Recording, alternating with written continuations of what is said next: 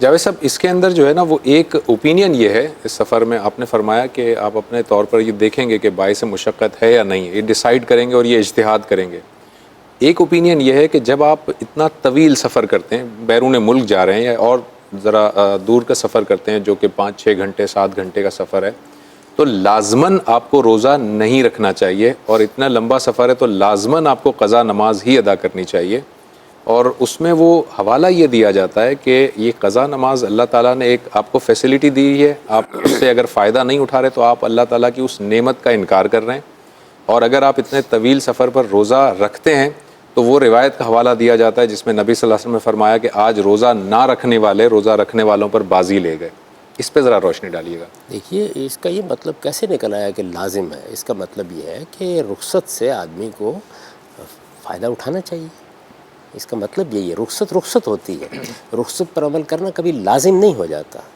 جو بات رسالت میں آپ صلی اللہ علیہ وسلم نے فرمائی وہ یہ تھی کہ بعض لوگ یہ خیال کر کے کہ تقوی کا تقاضا یہی ہے کہ ہم کو رخصت سے فائدہ نہیں اٹھانا چاہیے، ٹھیک ہے، روزہ رکھ لیتے ہیں یا اپنے اوپر کوئی اور مشقت طاری کر لیتے ہیں۔ ایسے لوگوں کے بارے میں آپ نے فرمایا کہ اللہ کی رخصتوں سے آپ کو فائدہ اٹھانا چاہیے، یہ اللہ کی عنایت ہے کہ اس نے بیماری میں، اس نے تکلیف میں، اس نے سفر میں ہمیں اجازت دے دی ہے۔ تو ایک یہ ہے کہ آپ یہ خیال کریں کہ میں نے اگر رخصت سے فائدہ اٹھایا تو یہ کوئی خلاف تقوی کام ہے جو میں کر رہا ہوں، یہ بالکل نہیں ہونا چاہیے۔ اور ایک چیز یہ کہ آپ سمجھتے ہیں کہ نہیں یہ رخصت کا موقع ہی نہیں، یعنی میری صورتحال ہی ایسی ہے کہ اس پہ میں اطمینان کے ساتھ روزہ رکھ دیتا ہوں، تو یہ چیز ہے جو بیان کی گئی ہے۔ اس سے یہ نتیجہ ہرگز نہیں نکلتا کہ آپ کے لیے لازم ہے کہ آپ رخصت سے فائدہ اٹھائیں، یعنی یہ آپ کو دیکھنا ہے۔ اگر آپ ضرورت محسوس کر رہے ہیں اور اس کے باوجود فائدہ نہیں اٹھاتے تو یہ وہ چیز ہے جس سے رسالت میں آپ صلی اللہ علیہ وسلم نے روکا ہے۔ ٹھیک ہے جاوید صاحب، ایک اور کویشچن ہم لیتے ہیں جی۔ السلام علیکم، میرا نام زرتاش طاہر ہے، اور غامدی صاحب میرا آپ سے سوال یہ ہے کہ سحر و افطار کی مسنون دعائیں کون سی ہیں؟ جی، مسنون دعائیں کون سی ہیں جاوید صاحب؟ آپ جو دعا بھی کرنا چاہتے ہیں وہ کر سکتے ہیں۔ افطار کے معاملے میں جو صحیح روایات میں دعا آئی ہے وہ وہی ہے کہ ذہب الظما وابتلت العروق، جس کو عام طور پر لوگ نہیں جانتے ہیں، یعنی پیاس دور ہو گئی اور رگیں تر ہو گئی اور اب انشاءاللہ اللہ کرم فرمائے گا اور اس کو قبول فرمائے گا۔ لیکن آپ جو دعا چاہے کریں، یہ دعا کرنے کا موقع ہے۔ رسالت میں آپ صلی اللہ علیہ وسلم سے جو چند الفاظ روایت ہوئے ہیں وہ وہی ہیں جو میں نے آپ سے عرض کر دیے ہیں، ان کو آپ دعاؤں کی کتاب میں دیکھ بھی سکتے ہیں، میں نے خود اپنی کتاب میزان میں بھی ان کو نقل کر دی ہے۔ جی، ایک اور کویشچن لیتے ہیں ہم۔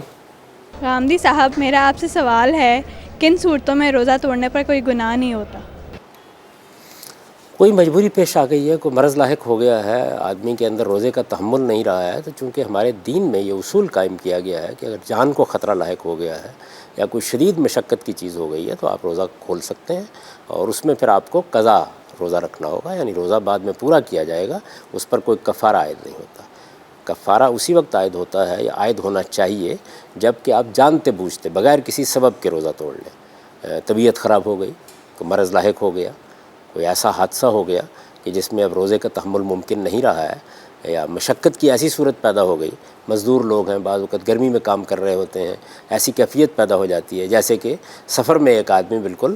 ہوش و حواس کھو بیٹھا، تو جیسے آج کل ہیٹ ویو ایسا ہے، تو اس میں آپ کو روزہ چھوڑ بھی سکتے ہیں پہلے ہی سے اندازہ کر کے کہ میں اس کا تحمل نہیں کر سکوں گا، بعد کے دنوں میں پورا کر لیں۔ اور اگر روزہ رکھ لیا ہے اور ایسی صورت پیدا ہو گئی ہے جس طرح کے اب بہت سے واقعات آپ دیکھتے ہیں، تو آپ فوراً روزہ کھول لیں اور بعد میں پھر اس کی جگہ روزہ رکھ لیں۔